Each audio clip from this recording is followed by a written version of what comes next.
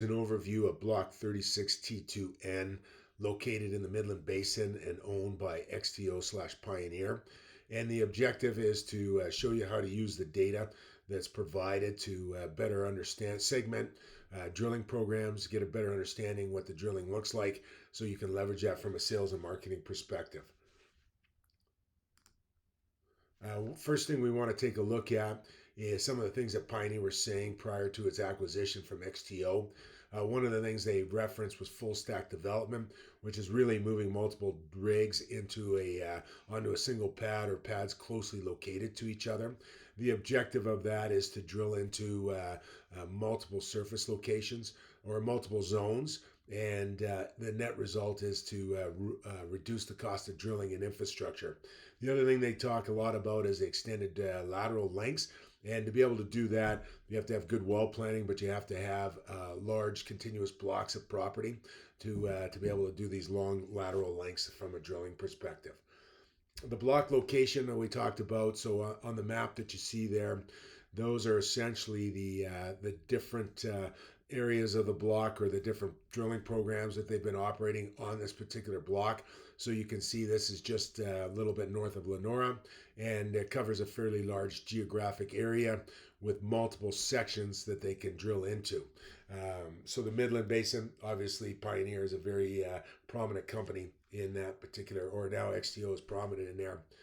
The rigs that they've been utilized, so this was an example of there's some leases that these four rigs were drilling on together. So ultimately, when we talk about full stack development, there we've got multiple rigs operating relatively close together across four pads, both drilling into multiple sections and doing large lateral length drilling. So from a drilling perspective, we now start to group rigs together.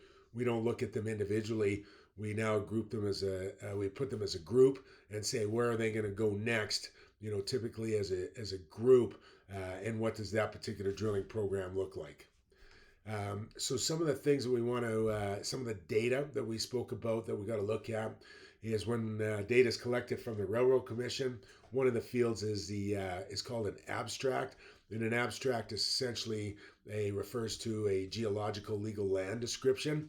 So it's kind of a sub of the block. So we've got the block that covers the larger area, and within there we've got some abstracts.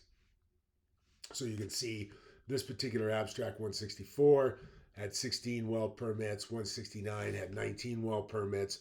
So that's a nice way for us to group. And then typically they are drilling into that particular abstract with multiple with multiple rigs, focusing on that full stack development that we're speaking of. The other thing that we look at is leases. So within the abstract, we have multiple leases. So there's a list of all the leases that are available that are part of the abstract. So we're breaking it down. We look at the block. What does the development of the block look like? How many wells have been drilled? Who's been drilling? What rigs have been drilling those wells? What was the time frame? What wells are left to be drilled? We can divide that out by segment, group it out by the abstracts, and then ultimately take a look at what are the leases within each one of those abstracts. So we might have multiple leases within an abstract. And then so when we look at this, we've broken it down. We had the one section that had been drilled already, and then ultimately now we have the wells that have to be drilled. So I'm looking at this as an abstract. So we've got 164, a grouping of 16 wells.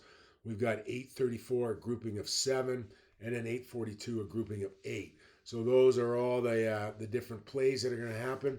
So the question there is, you know, are they going to be doing full stack development, or is one rig going to go in there and operate for a period of time and drill out all the wells that are located? So that's the question to be asked. So when you're focusing in it, we want to understand what the development of those particular wells is going to look like and what the drilling program would be. So ultimately, that's what I wanted to present, just some concepts around what Pioneer/XTO is doing from a drilling perspective, full stack development and long lateral leases.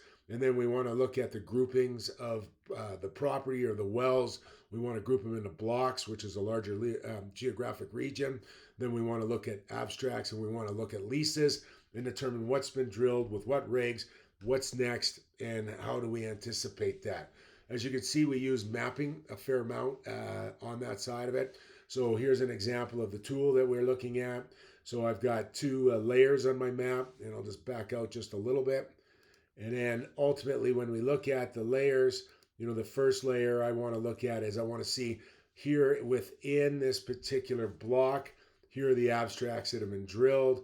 And then down here, we could see at 169, there was 19 wells drilled. And then I showed the rigs that had drilled those wells on that side of it. If we look at the total size of the block, we now bring in other areas that haven't been drilled yet. And then we can remove the layer of wells that have been drilled. And we say, okay, that are the ones that are left to be drilled.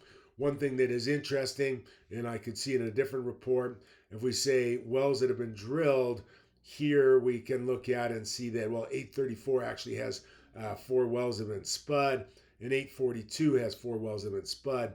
A drilling rig is not moved on to those. So that's essentially they're going to be using a spudder unit to go in and do some presetting prior to moving in the drilling rig. So we don't know what drilling rig is there at this particular time, and then that's what we'll find out.